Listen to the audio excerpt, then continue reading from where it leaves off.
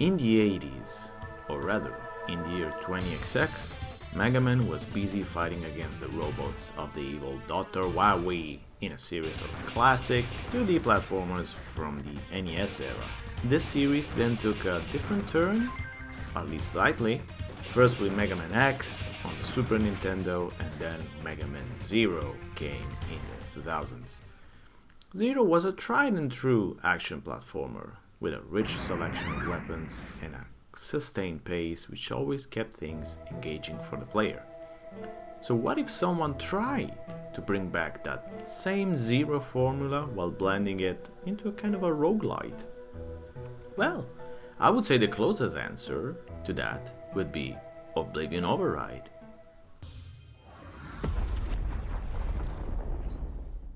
Developed by Humble Mill, Oblivion Override takes place in an era where humanity is a thing of the past and robots have taken over. But there is a problem, because these robots still are shackled to the Oblivion Code, which is a program designed by the creators of the robots to kind of neutralize hostile AI evolution, so they're rebelling against it. As Crimson, the robot, we will venture into the Dulce base, exploring it and finding out how we can stop this hostile evolution and finally put a stop to the Oblivion Override. The title offers frenetic action with both the classic side-scrolling 2D combat but also arena-style deathmatches. Of course, there will also be heart-pounding boss fights and lots of replay value thanks to the procedurally generated levels. Yet the amazing thing about Oblivion Override is that, unlike many roguelite kind of Metroidvania or search action if you want titles, you don't have to spend hours to unlock abilities. This means that right from the start, Crimson will be able to perform a lot of moves. For example, the classic genre mandatory double jump, it's there right from the start. You will be able to dash and run along walls and do everything that you need to explore every niche of the Dulce base. So yeah, that's a lot of time saved. Now, I hear you. Perhaps you read Game with Robots and snorted because you're thinking of a series of grey levels and enemies that all look the same and not very creative. Well, I see your point, honestly. The first time I heard about Oblivion Override, I thought the same thing. It definitely took me a while before I decided to take a dive into it. I don't know why, just one day I thought, okay, let's give it a try. And what I discovered is a game that bursts with personality. For example, the enemies are designed with extreme care. If you look at them closely, each one has a small tank of blue liquid that works as health points, for example. And there's lots of many nice little cultural references hidden in the backgrounds of the various levels. For example, you might find a Nintendo 64 or a kind of Jurassic Park logo. So yeah, graphics are really nice and detailed and burst with personality. But what about the mechanics of Oblivion Override?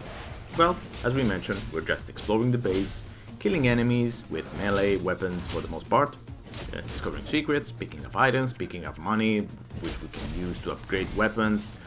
We can use experience points to unlock new abilities and perks, all that good stuff. But there's actually a lot of mechanics going on at the same time, so much so that keeping track at times might be kind of difficult. For example, we can use tokens, which we gain by killing enemies or bosses, to unlock new weapons.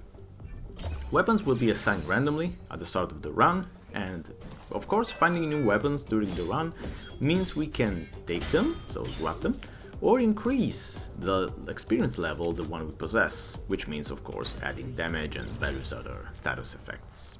Initially the selection of weapons would seem rather standard and unimaginative, so lightsabers, futuristic kind of rifles, we've seen all this before, right?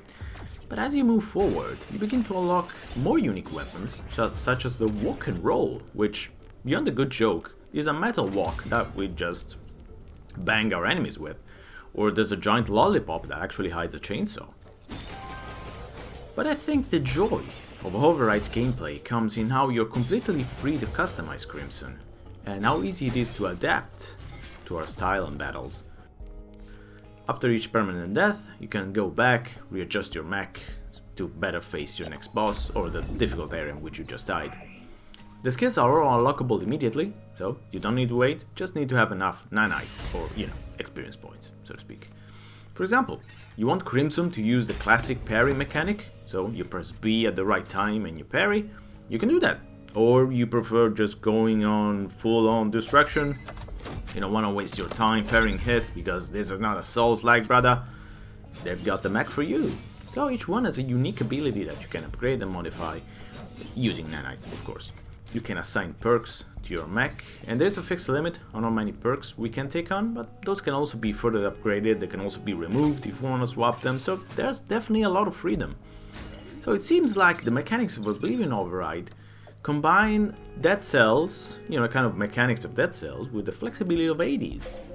And it does seem to offer something for everyone to enjoy. But again, I would say that the player should give Oblivion Override a few hours to fully understand all the mechanics. Perhaps, a couple hours would be enough. Don't be in a rush to understand everything right away, because I don't think that might work. Graphically, as you can see, Override offers very good quality to the art, especially during boss fights, with explosion of colors and great special effects. It must be said that in some of the most frenetic moments it becomes a little difficult to keep track of where we are on the screen, but then again, the gameplay you're seeing right now is me playing almost at the hardest difficulty level, so you would not be seeing usually this kind of mess on the screen. The soundtrack works okay, keeps us, company in the right way. It's not that memorable, but it's okay. Sound is crunchy, every hit lands, so that's also pretty good work from the developers. Forgot to mention, it also works great on the Steam Deck, just in case.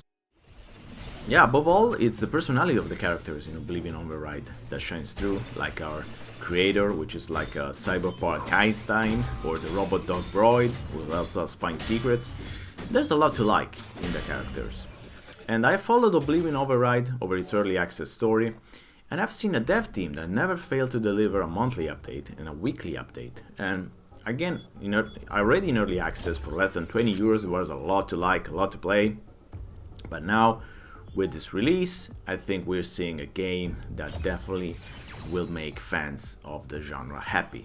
There are several different levels to explore, which, as mentioned, are procedurally generated, several bosses, around 20 different weapons, and several playable mechs, which, can work like playable characters, so to speak. Now, we mentioned a lot of good stuff, so let's talk a little bit about the negatives, right? The question someone might ask is, what does Oblivion Override bring to the table that's new? Well, that's kind of a moot point that I would never ask in terms of a new game that's just come out this year, but if you want an honest answer, the honest answer would be nothing.